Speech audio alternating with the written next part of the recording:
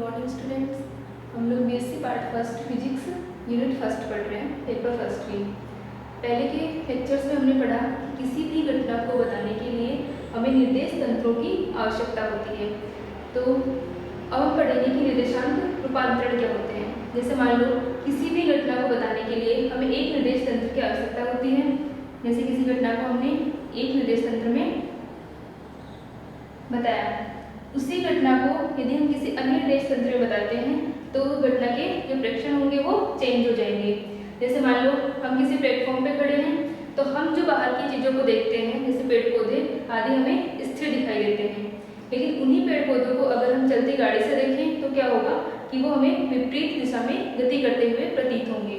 तो किसी भी घटना को यदि हम एक निर्देश तंत्र में देखते हैं और उसी घटना को अगर किसी दूसरे निर्देश तंत्र में देखें तो उसके जो प्रेक्षण होते हैं वो चेंज हो जाते हैं।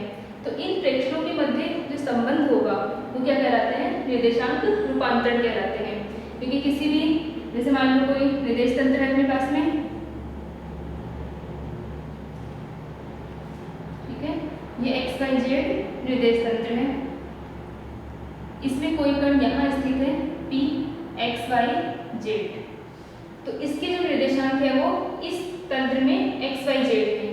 यदि हम दूसरा तंत्र लें जो इससे कुछ दूरी पर हो तो अब क्या होगा, इसके निर्देशांक इसमें चेंज हो जाएंगे। ठीक है, जैसे मान लो कोई व्यक्ति यहाँ खड़ा है और कोई दूसरा व्यक्ति इससे कुछ दूरी पर है। इन दोनों से, इस पहले वाले व्यक्ति से 5 मीटर दूरी पर कोई चीज रखी हुई है। ठीक है, तो यदि ये व्यक्ति इसको देखेगा तो उसके लिए 5 मीटर की दूरी पर होगी, और यदि ये व्यक्ति इसको देखेगा, अगर इन दोनों के बीच की दूरी 2 मीटर है तो ये इसे 3 मीटर देखेगा। यानी किसी एक चीज के लिए स्थिति चेंज हो गई, इसकी स्थिति 3 मीटर थी और इससे 5 मीटर की दूरी पर हो गई। तो उसी तरह से कोई भी घटना यदि एक निर्देश तंत्र में हम देख रहे हैं तो उसके लिए प्रेक्षण कुछ और होंगे, और यदि हम दूसरे निर्देश तंत्र में देखते हैं तो प्रेक्षण हमें कुछ और प्राप्त होते हैं। तो इन प्रेक्षणों के मध्य जो संबंध होगा, यानी यहाँ पर हमें जो PXYZ निर्देशांक है और इस वाले में हम मान लेते हैं ये X डैश, Y डैश और Z डैश है। तो इन X डैश, Y डैश और Z डैश में जो रिलेशन होगा वो क्या कहलाता है हमारे, वो संबंध क्या कहलाएंगे? निर्देशांक रूपांतरण, कोऑर्डिनेट्स ट्रांसफॉर्मेशन। तो कोऑर्डिनेट्स ट्रांसफॉर्मेशन की डेफिनेशन होगी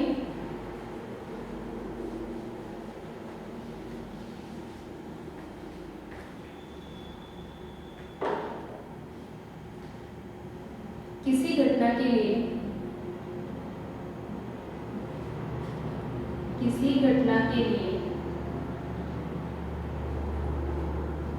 एक निर्देश तंत्र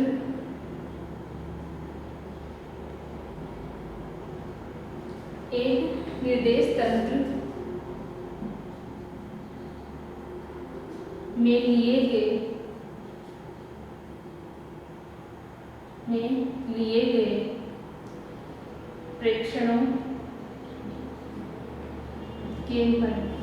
प्रेक्षणों तथा उसी घटना के लिए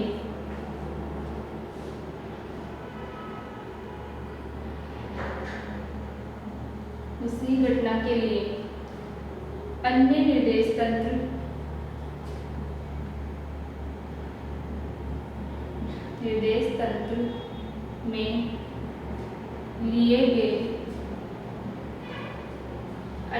तंत्र में लिए गए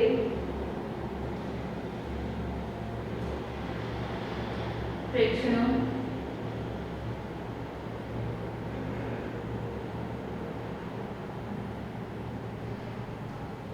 के मध्य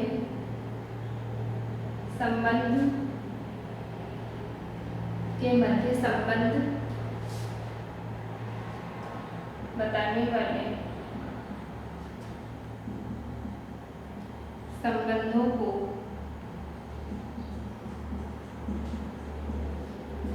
रूपांतरण समीकरण कहते हैं। ठीक है, तो किसी भी घटना, कोई भी इवेंट या फिर कोई भी किसी पार्टिकल की पोजीशन को हम एक फ्रेम ऑफ रेफरेंस में देख रहे हैं, उसी घटना के लिए यानी उसी पार्टिकल के लिए यदि हम कोई दूसरा फ्रेम ऑफ रेफरेंस ले लें तो वो जो दो हमें ऑब्जर्वेशन मिलेंगे उनके बीच में जो रिलेशन होगा उन्हें हम क्या कहते हैं, कोऑर्डिनेट ट्रांसफॉर्मेशन या फिर ट्रांसफॉर्मेशन इक्वेशन। ठीक है, ये क्या हो गया हमारे कोऑर्डिनेट ट्रांसफॉर्मेशन। अब जो कोऑर्डिनेट ट्रांसफॉर्मेशन होते हैं वो दो टाइप के होते हैं, एक तो होते हैं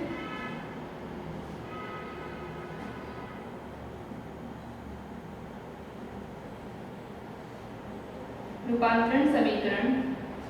एक तो कोऑर्डिनेट ट्रांसफॉर्मेशन होंगे जो टाइम पर डिपेंड करेंगे और एक रूपांतरण समीकरण होंगे जो टाइम पर डिपेंड नहीं करेंगे। रूपांतरण समीकरण दो प्रकार के होते हैं।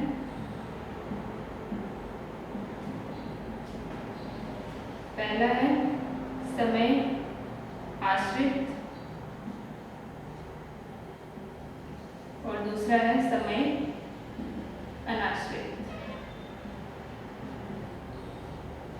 यदि एक तो होगा हमारा टाइम डिपेंडेंट, एक होगा टाइम इंडिपेंडेंट। हमारे जो कोऑर्डिनेट ट्रांसफॉर्मेशन है वो टाइम पर डिपेंड नहीं करते हैं तो वो क्या कहलाएंगे, समय अनाश्रित, और टाइम पर डिपेंड करते हैं तो वो कहलाएंगे समय आश्रित। जैसे मान लो जो भी स्थिर निर्देश तंत्र होंगे उन स्थिर निर्देश तंत्रों में हमेशा क्या होगा, जो कोऑर्डिनेट ट्रांसफॉर्मेशन जो होंगे वो समय अनाश्रित होंगे।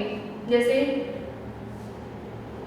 अभी हमने जो एग्जाम्पल देखा था कि कोई भी दो व्यक्ति हैं, वो कुछ दूरी पर खड़े हैं और उनसे कुछ दूरी पर कोई वस्तु रखी हुई है, तो ये दोनों स्थिर हैं। तो ये दोनों स्थिर होंगे तो क्या होगा कि टाइम के साथ में इनमें कोई चेंज नहीं आ रहा है, तो ये हमेशा इसको एक ही तरह से देखेंगे।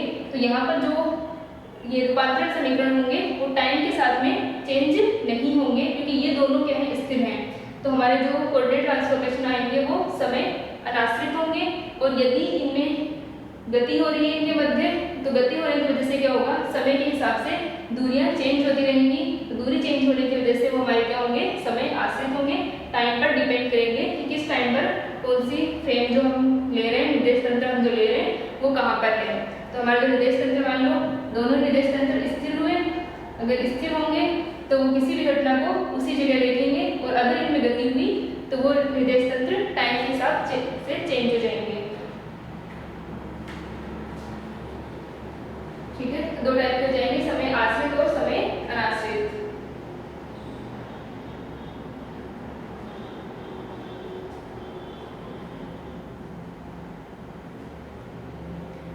ठीक है, तो समय आश्रित में हम लिख सकते हैं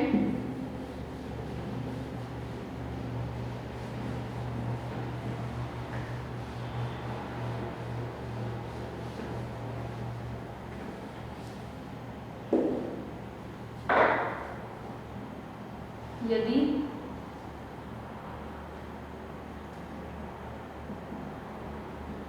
दोनों निर्देश तंत्रों के मध्य कोई अपेक्षिक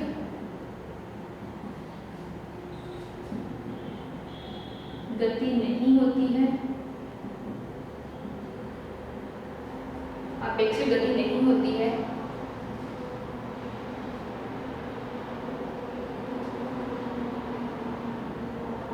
केवल स्थानांतरण या और घूर्णन गति होती है,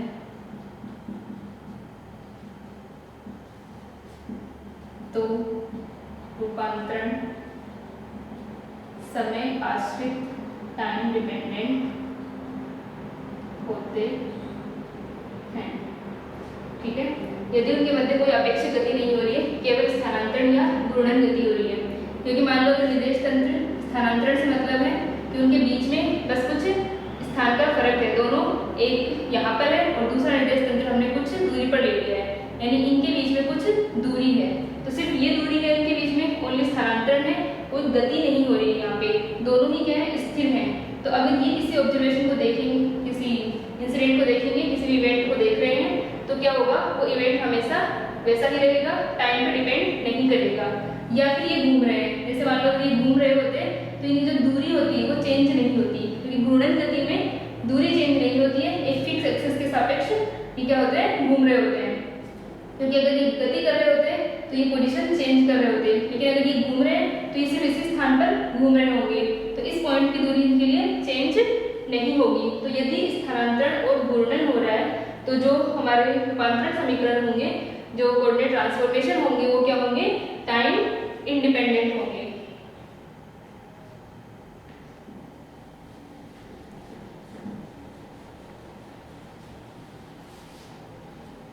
समय अनाश्रित होते हैं।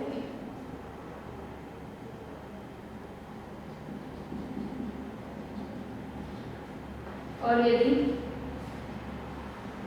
दोनों निर्देश तंत्रों के मध्य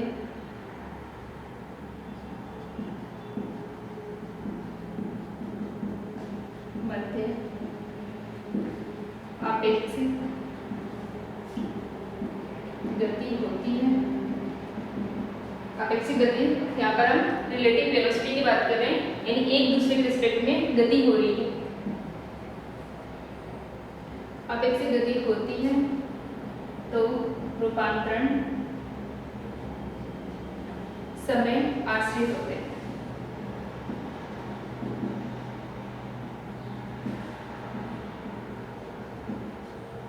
ठीक है, तो यदि गति होगी तो क्या हो जाएंगे, वो टाइम के साथ में चेंज होगा उनकी पोजीशन, तो जो रूपांतरण समीकरण होंगे वो समय पर आश्रित होंगे।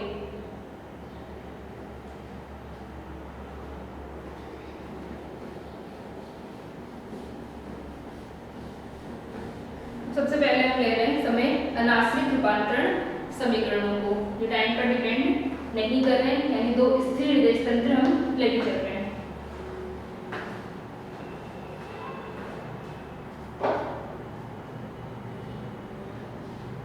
तो पहले हम ले रहे हैं समय अनाश्रित टाइम इंडिपेंडेंट। तो फर्स्ट है हमारा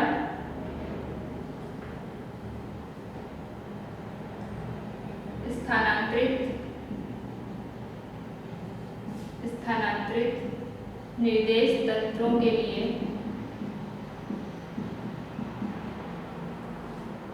रूपांतरण समीकरण।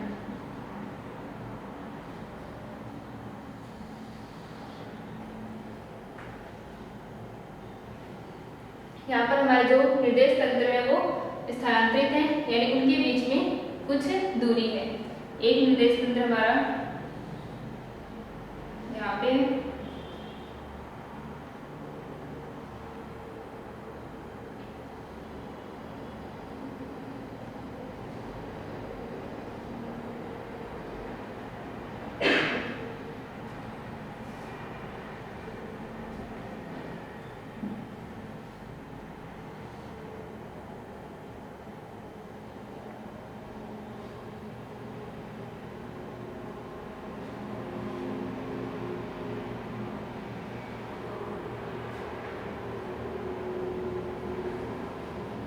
थोड़ा बड़ा कर देती हूँ, इसे यहाँ पे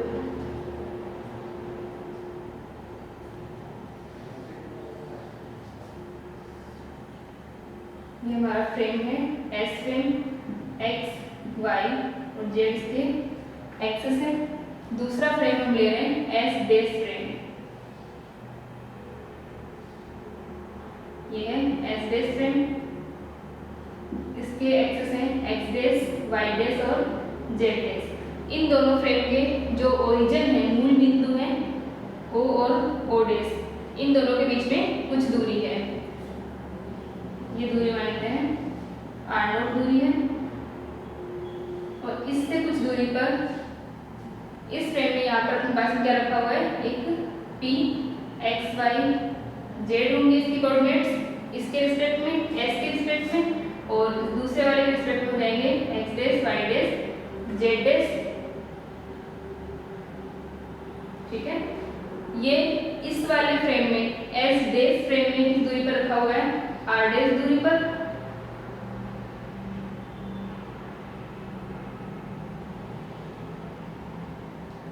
और इस फ्रेम में रखा हुआ है ये आर दूरी पर। यानी इस तरह से है ये कि एक की इन दोनों के बीच की जो दूरी है वो R0 है, एक जो वेक्टर है हमारा R डेस वेक्टर है, और दूसरा जो तीसरा वेक्टर होगा वो हमारा R वेक्टर है। इस तरह से हमारे तीन वेक्टर्स हैं R0, आर वेक्टर जो है वो इस पी का स्थिति सदिश है ओ में, और आर डैश जो है वो पी का स्थिति सदिश है एस डैश के अंदर।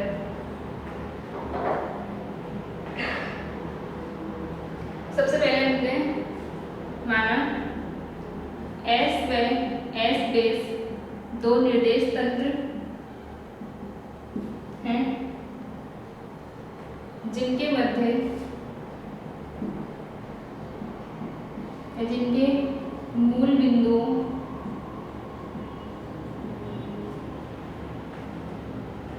ओ तथा ओ डैश के मध्य स्थिति सदिश आर डॉट वेक्टर है, आर डॉट वेक्टर है।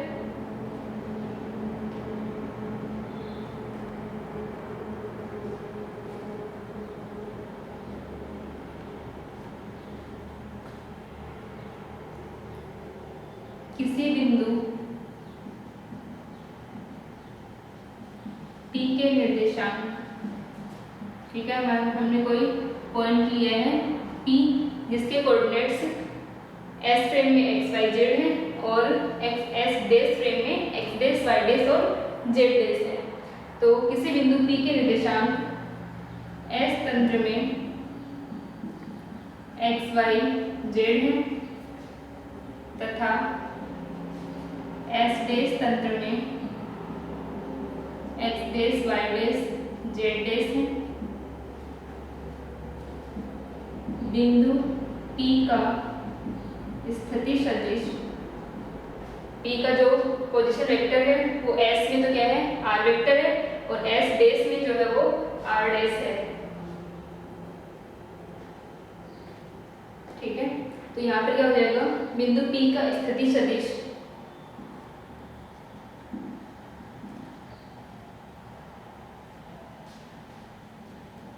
S तंत्र में R है तथा S डैश तंत्र में R डैश है। ठीक है, यहाँ पे लिखो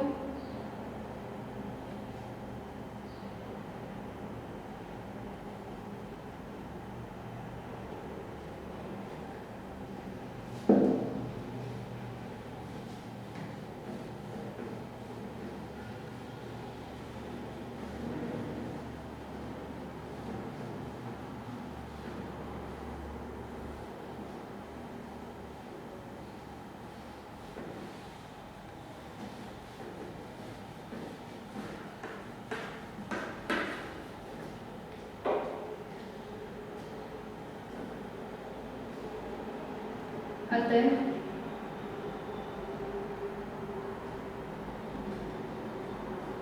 ये हमारा वेक्टर आर वेक्टर है, ये आर नोट और ये आर डैश वेक्टर है। तो यहाँ से हमारा क्या हो जाएगा, आर डैश वेक्टर का अगर हम मान लिखें तो आर डैश हो जाएगा r vector minus r naught vector. ठीक है, तो आर डैश इक्वल टू हो गया r vector minus r naught vector. समीकरण 1 का समय के सापेक्ष अवकलन करने पर, ठीक है, तो ये हो जाएगा d r dash upon d t equal to d r upon d t minus d r naught upon d T.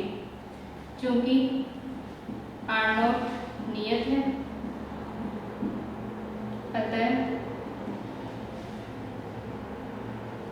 D r naught upon d t equal to 0। तो यहाँ पे अपने पास में क्या हो गया कि हमने आर डैश का मान लिखा आर माइनस आर नोट। तो जो ये हमारे पास इक्वेशन है, फर्स्ट इक्वेशन, इसको हमने टाइम के रिस्पेक्ट में डेरिवेटिव किया इसका। तो यहाँ से अपने पास में जो वैल्यू आ रही है D r dash upon d T, D r upon d t minus d r naught upon d T. अब हम क्या लेके चल रहे थे कि दोनों फ्रेम जो है वो स्थिर हैं, इनमें इनके बीच की जो दूरी है वो चेंज नहीं हो रही, ओनली क्या है ये स्थानांतरित है, सिर्फ स्थानांतरित है, यानी ये आर नोट जो है वो फिक्स है, इनके बीच में दूरी हमेशा इतनी ही रहेगी। तो आर नोट अगर फिक्स है तो क्या हो जाएगा d r naught upon d t equal to 0 और dr0/dt 0 हो गया। तो जो वैल्यू बची वो हमारे पास क्या हो जाएगी, dr'/dt इक्वल टू dr/dt। तो ये वैल्यू आ गई dr'/dt इक्वल टू dr/dt। तो इसे हम लिख सकते हैं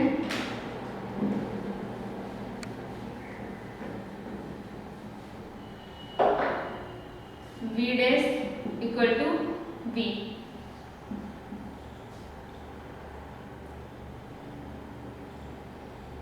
और ये हो जाएगी हमारी सेकेंड इक्वेशन। इसी तरह से अगर हम इसका फिर से टाइम डिस्टेंस डेरिवेटिव लें तो ये हो जाएगा d2r/dt2 इक्वल टू ये r डैश है,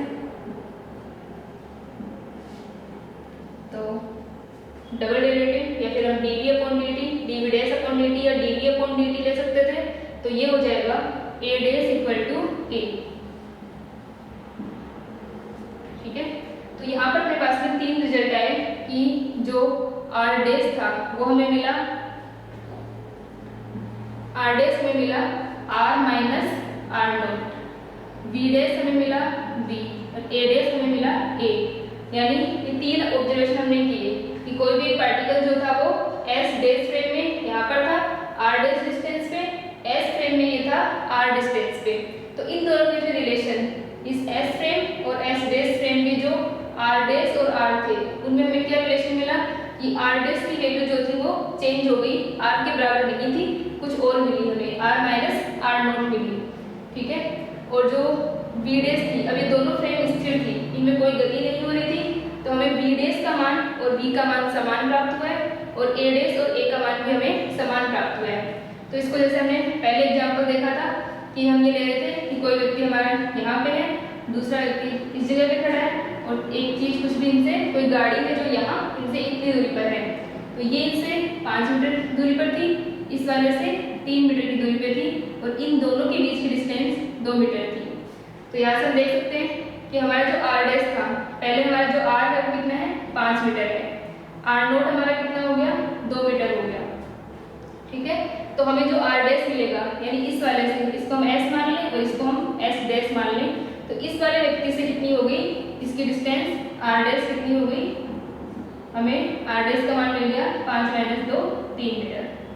ठीक है, तो r डैश हमें चेंज मिल गया। अब अगर हम v डैश की बात करें कि v dash equal to v रहा, क्योंकि ये दोनों स्थिर हैं तो ये समान तरीके से देखेंगे, बाहर जो भी हो रहा है उसको हम ये दोनों समान तरीके से देखेंगे क्योंकि ये दोनों स्थिर खड़े हैं। तो ये अगर ये गाड़ी चलना शुरू करे तो ये गाड़ी की डायरेक्शन, इसका वेग, इसकी वेलोसिटी, इसका एक्सेलरेशन एंड इसका त्वरण सब कुछ क्या देखेंगे, इन दोनों के लिए समान रहेगा क्योंकि ये दोनों खुद स्थिर हैं, तो इस गाड़ी को ये समान तरीके से देखेंगे। तो जो स्थानांतरित निर्देश तंत्र होते हैं जो स्थिर हैं दोनों, उनमें क्या होगा, सिर्फ स्थिति चेंज होगी, सिर्फ पोजीशन चेंज होगी, वेलोसिटी और एक्सेलरेशन चेंज नहीं होंगे। ठीक है, तो ये तीनों रिजल्ट हमें मिल जाएंगे, ये 3 हमें रूपांतरण समीकरण मिल गए।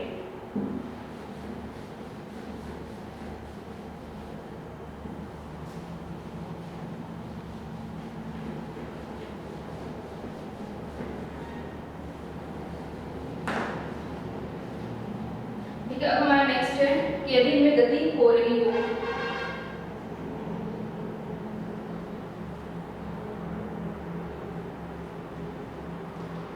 इससे हम लिखेंगे, हमारा नेक्स्ट टॉपिक है एक समान गतिशील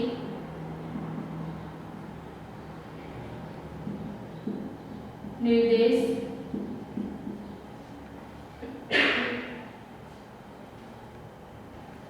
एक समान गतिशील निर्देश तंत्रों में रूपांतरण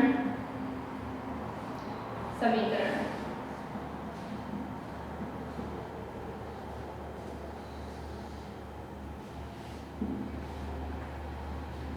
ठीक है, तो एक समान गतिशील निर्देश तंत्रों में अगर रूपांतरण समीकरण देखें तो यहाँ पर अब क्या होगा कि हमारी जो एक फ्रेम है वो तो क्या है, स्थिर है, एक जगह पर है, लेकिन जो दूसरी फ्रेम है एस डैश वो इसके सापेक्ष एक नियत वेग से क्या कर रही है, गति कर रही है। यानी अब यहाँ पर क्या हो रही है, वेलोसिटी आ रही है। जैसे मान लो कि अब जो दो व्यक्ति हम लेके चल रहे थे उनमें से एक व्यक्ति जो है वो चल रहा है, तो यहाँ पर क्या हो गया, इनके बीच में अब गति आ गई। तो अब जो हमारे पांचरण समीकरण होंगे उसमें क्या होगा, यहाँ पे गतिशील होंगे ये। तो हम लिखेंगे कि यदि निर्देश तंत्र S डेश निर्देश तंत्र S के सापेक्ष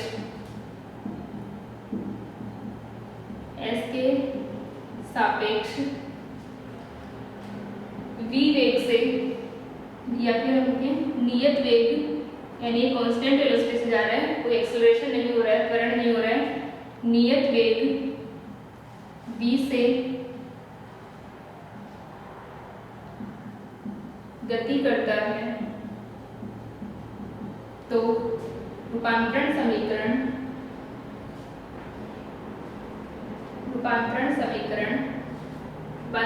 क्या होंगे। अब हमारे रूपांतरण समीकरण में चेंज मिलेंगे, तो ये हो गए नियत वेग v से गति करता है, तो रूपांतरण समीकरण निम्न प्राप्त होंगे।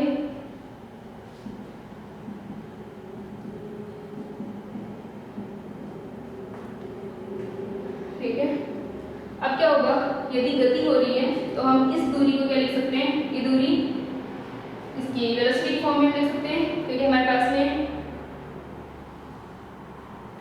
टाइम क्या होता है, अब टाइम के साथ में गति हो रही है इसमें, तो टाइम इक्वल टू क्या होता है, डिस्टेंस अपॉन स्पीड या वेलोसिटी। तो t इक्वल टू क्या हो गया, डिस्टेंस कितनी है r0 और वेलोसिटी कितनी है v है। तो हम लिख सकते हैं कि r0 का मान क्या हो जाएगा, r0 को हम लिख सकते हैं v इंटू टी, यानी अगर ये v वेलोसिटी से चल रहा है, स्टार्टिंग में मान लो इतनी दूरी पर नहीं था, स्टार्टिंग इसने यहीं से शुरू किया, ये भी o के पास ही था, धीरे धीरे ये o से दूर जा रहा है नियत वेग से गति करता हुआ। तो अब क्या हो जाएगा कि जो r0 दूरी ये तय करेगा, ठीक है, तो r0 दूरी तय कितने टाइम में करेगी, किस हिसाब से होगी, v इंटू टी, r0 का मान आ जाएगा, यानी v वेलोसिटी से t टाइम में ये r0 दूरी तय कर रहा है। शुरुआत में मान लो ये दोनों एक जगह पर ही थे, धीरे धीरे v वेग से गति करता हुआ ये r0 दूरी पे पहुंच रहा है। तो जब ये r0 दूरी पर जाएगा तो r0 इक्वल टू vt आ जाएगा अपने पास में।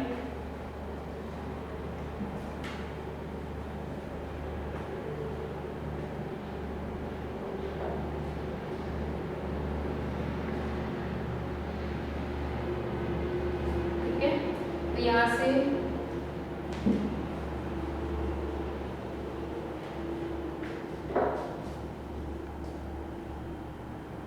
यदि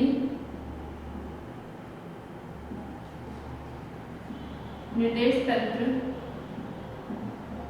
S डैश v वेग से t समय में r0 दूरी तय करता है, v वेग से t समय में r0 दूरी तय करता है, तो r0 इक्वल टू vt। अब जो इक्वेशन होगी हमारी r dash equal to r minus r0, तो यहाँ पर मिल सकते हैं dr dash upon dt equal to dr upon dt minus dr0 upon dt।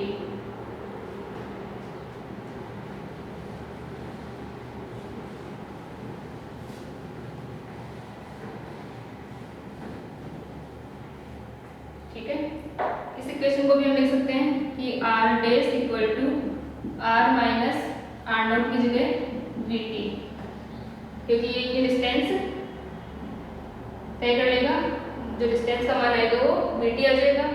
तो हम वैल्यू रख दें dr dash upon dt equal to dr upon dt minus dr0 upon dt। तो d अपॉन dt, r0 का मान क्या है हमारे पास में vt।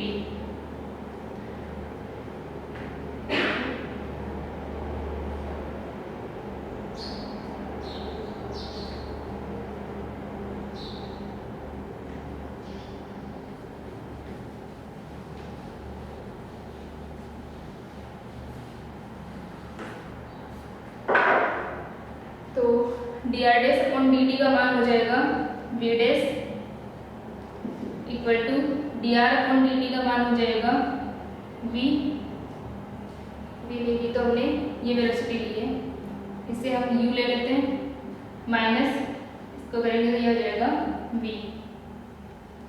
तो अब जो v डैश का मान आया वो क्या हो जाएगा u माइनस v।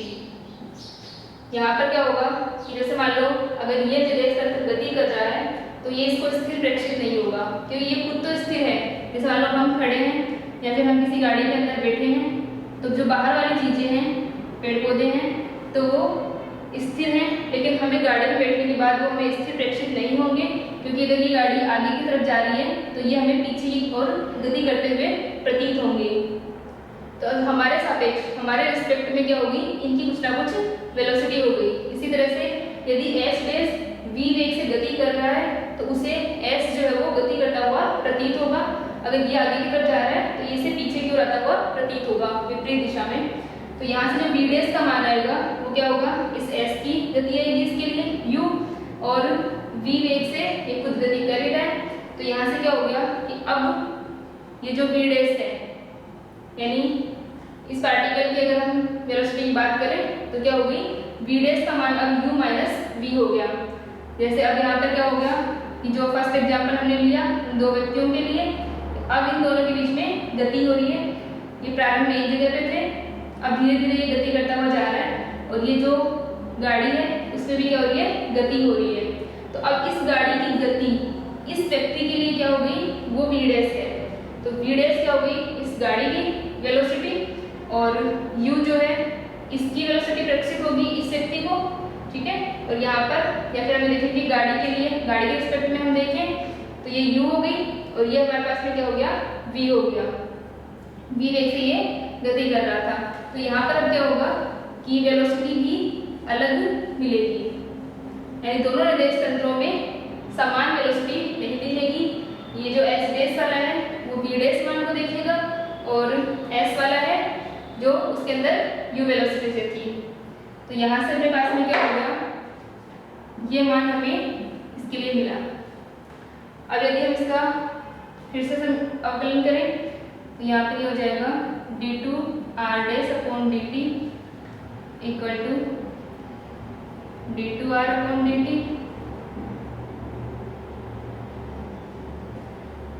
माइनस, या फिर हम इसको इस इक्वेशन को कर सकते हैं,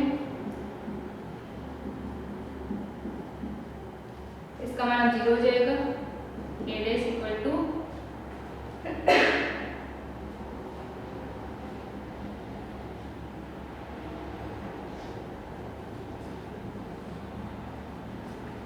यहाँ से a डैश जो होगा वो a हो गया, यानी अब v डैश का मान तो चेंज हो जाएगा, वेग तो अलग प्रेक्षित होगा इसके अंदर। यहाँ पर अगर इसमें s फ्रेम में इसकी गति u प्रेक्षित हो रही है, ठीक है, तो इस वाले में इसकी गति क्या होगी, v डैश प्रेक्षित होगी। तो यहाँ से अपने पास में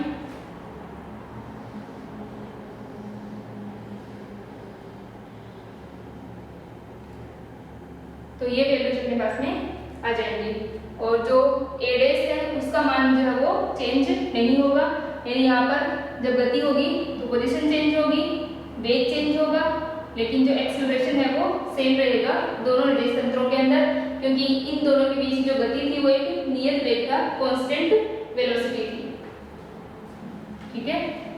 तो हम लिख सकते हैं कि नियत वेग से गतिशील निर्देश तंत्रों में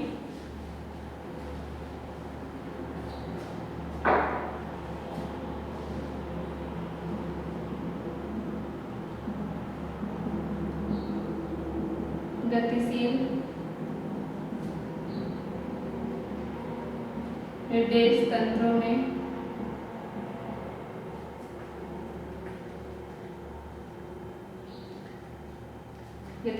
तंत्रों में स्थिति तथा वेग भिन्न प्रेक्षित होते हैं, किंतु लेकिन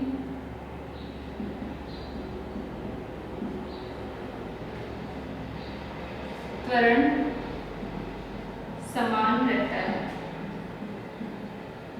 ठीक है, क्योंकि इसके अंदर हमें जो वैल्यूज मिल रही थी वो हमें क्या मिला था कि जो v डैश था, अगर जो हमारा v डैश क्या हो जाएगा, इस पार्टिकल की वेलोसिटी हमने s डैश ले ली, और जो हमारा u क्या हो जाएगा कि इस पार्टिकल की वेलोसिटी हम s फ्रेम में देख रहे हैं, और साथ में v जो आएगा वो इसकी खुद की गति, जिस गति से ये गति कर रहा है। तो यहाँ से अपने पास में वैल्यूज चेंज हो जाएंगी। अब तो त्वरण वही रहेगा, बाकी दोनों चेंज हो जाएंगे।